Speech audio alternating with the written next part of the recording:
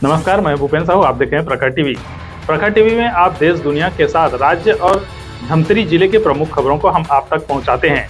आइए जानते हैं कि इस वक्त की क्या खास खबर है। राज्य सरकार द्वारा रजिस्ट्री के नए नियमों और संपत्तियों के पंजीयन में शुरू किए गए 10 क्रांतिकारी परिवर्तन पर कलेक्टोरेट सभा कक्ष में महत्वपूर्ण कार्यशाला का आयोजन किया गया। इस कार्यशाला में खुद राजस्व मंत्री टंकराम वर्मा ने नई सुविधाओं और तकनीकी जानकारियों के बारे में बताया। राजस्व मंत्री ने कहा कि जमीन के रजिस्ट्री के हिसाब से नए नियम की जरूरत के हिसाब से आमजनों की सुविधा के लिए बनाए गए हैं। रजिस्ट्री के नए नियमों से फर्जीवाड़ा में रोक लगेगी, बंधक जमीनें नहीं बिक पाएंगी और कोई भी दूसरा आदमी किसी और की जगह खड़े होकर जमीन की रजिस्ट्री नहीं करा सकेगा।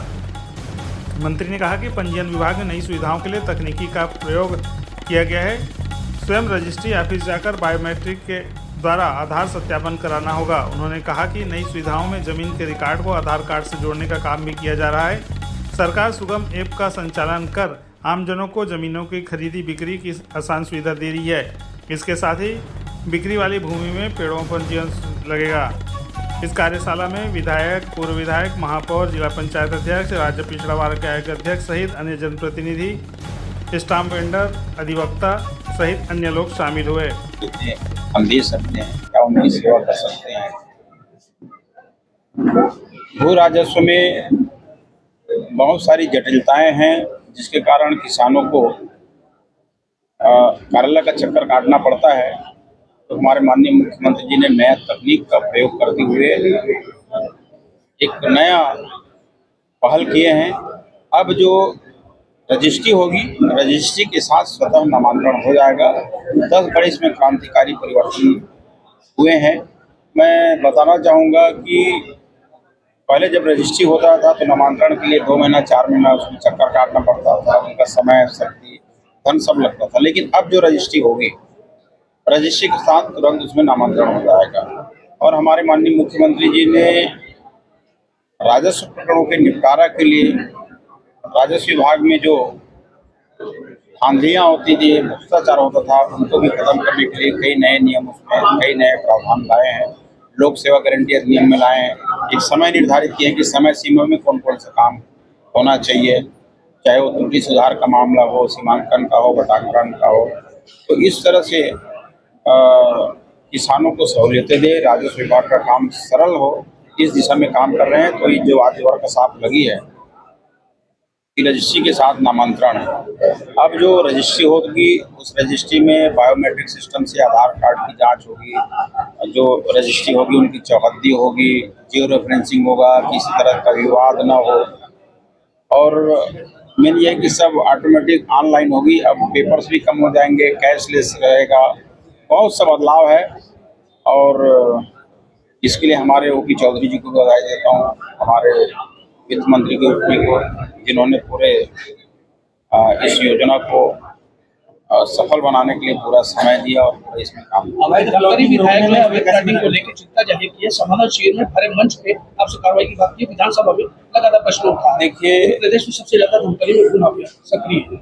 ये अवैध प्लाटिंग का जो कारोबार है पिछली सरकार के समय से शुरू हुई है, बड़े तेजी से हमारी सरकार उसको रोकने का प्रयास कर रही है। इसके लिए हमने इसके नामांतरण पे, रजिस्ट्री पे एक रोक लगाने का, जहाँ पे अवैध प्लाटिंग हो रही है वहाँ पे सड़क जो बनी है उसको काटने का काम, वहाँ पे बोर्ड लगाने का काम कि भी अवैध प्लाट खरीदी बिक्री न करें। कई तरह से हम चाह रहे हैं कि अवैध, उससे परेशानी वहाँ के रहवासी को भी होता है और वहाँ के विधायक को भी होता है।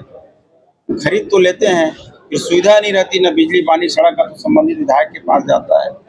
तो ये अवैध प्लाटिंग जो है खरीदने वालों को भी नुकसान है, सरकार का तो नुकसान ही है। और ये जिम्मेदारी हम सबका है। ग्राम पंचायत एरिया में ग्राम पंचायत है और एसडीएम उनके रहता है। नगर पालिका एरिया है तो वहाँ का सीएमएचओ है, वहाँ का प्रशासन है, हमारे अधिकारी हैं। तो सबका एक संयुक्त प्रयास रहता है कि हम अवैध प्लाटिंग को। अभी तो 1.5 साल से आपकी सरकार है, तो क्या आप केवल एक आदेश देंगे? देखिए, हम तो आदेश दे रहे हैं। कई जगह अवैध प्लाटिंग कई के कार्रवाई भी किए हैं। कई जगह जो अवैध प्लाटिंग कर रहे हैं उनके ऊपर कार्रवाई भी किए हैं। और हमारा सतत प्रयास ये है कि अवैध प्लाटिंग रुके। और हम निर्देश, शिविर था वहीं सबसे बड़ा गढ़ बना हुआ करेडा में लगातार अवैध प्लाटिंग हो रही है। एक बार हम उसको दिखाएंगे और उससे वहाँ पे हम कार्रवाई करेंगे। मंत्री जी धर्मांतरण रोकने कार्रवाई की बात की विधानसभा में लगातार प्रश्न उठा है। देखिए, प्रदेश में सबसे ज्यादा धमतरी में गुना सक्रिय है। ये अवैध प्लॉटिंग का जो कारोबार है पिछली सरकार के समय से शुरू हुई है, बड़े तेजी से हमारी सरकार उसको रोकने का प्रयास कर रही है। इसके लिए हमने इसके नामांतरण पे, रजिस्ट्री पे एक रोक लगाने का, जहाँ पे अवैध प्लॉटिंग हो रही है वहाँ पे सड़क जो बनी है उसको काटने का काम, वहाँ पे बोर्ड लगाने का काम कि भी अवैध प्लॉट खरीदी बिक्री न करें। कई तरह से हम चाह रहे हैं कि अवैध, उससे परेशानी वहाँ के रहवासी को भी होता है और वहाँ के विधायक को भी होता है। खरीद तो लेते हैं, फिर सुविधा नहीं रहती, न बिजली पानी सड़क का, तो संबंधित विधायक के पास जाता है। तो ये अवैध प्लॉटिंग जो है खरीदने वालों के भी नुकसान है, सरकार का तो नुकसान ही है। और ये जिम्मेदारी हम सबका है। ग्राम पंचायत एरिया में ग्राम पंचायत है और एसडीएम उनके रहता है। नगर पालिका एरिया है तो वहाँ का सीएमएचओ है, वहाँ का प्रशासन है, हमारे अधिकारी हैं। तो सबका एक संयुक्त प्रयास रहता है कि हम अवैध प्लॉटिंग को रोकें। अभी तो 1.5 साल से आपकी सरकार है, तो क्या आप केवल एक आदेश देंगे? देखिए, हम तो आदेश दे रहे हैं। कई जगह अवैध प्लॉटिंग कई की कार्रवाई भी किए हैं। कई जगह जो अवैध प्लॉटिंग कर रहे हैं उनके ऊपर कार्रवाई भी किए हैं। और हमारा सतत प्रयास ये है कि अवैध प्लॉटिंग रुके। और हम निर्देश, मतदान शिविर था, वहीं सबसे बड़ा गढ़ बना हुआ परेडा में लगातार प्लॉटिंग हो रही है। एक बार हम उसको दिखाएंगे और उससे वहाँ पे हम कार्रवाई करेंगे। मंत्री जी धर्मांतरण रोकने ये कानून तो जब आएगा तब आएगा, लेकिन धर्मांतरण को रोकना हम सबकी एक सामूहिक जिम्मेदारी है। भारतीय संविधान ने व्यवस्था दिया है कि हर आदमी अपने धर्म को मानने के लिए स्वतंत्र है, अपने हिसाब से पूजा पाठ रीति रिवाज करे, पर किसी को जबरिया प्रलोभन दे करके या किसी को दबाव डाल करके किसी का धर्मांतरण कराना कानूनन अपराध है। कांग्रेस विधायक ने समाधान शिविर का जो है प्रशंसा की है, भरे मंच पे सुशासन त्योहार में कार्यक्रम चल रहे हैं, लगातार जारी है, क्या कहेंगे?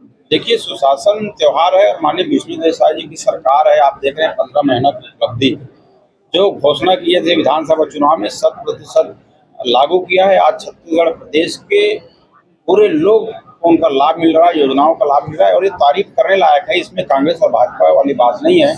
अच्छे कामों की तारीफ हमेशा होनी चाहिए। हमारे विधायक जी को मैं बधाई देता हूँ। धमतरी में पीडीएस का जमकर बंदरबाट किया जा रहा है, अवैध कार्य किया जा रहा है, इस पर कोई कार्रवाई नहीं किया रहा है खाद्य विभाग द्वारा। चलिए उसको हम दिखाते और हीरा रेत खदान के बारे में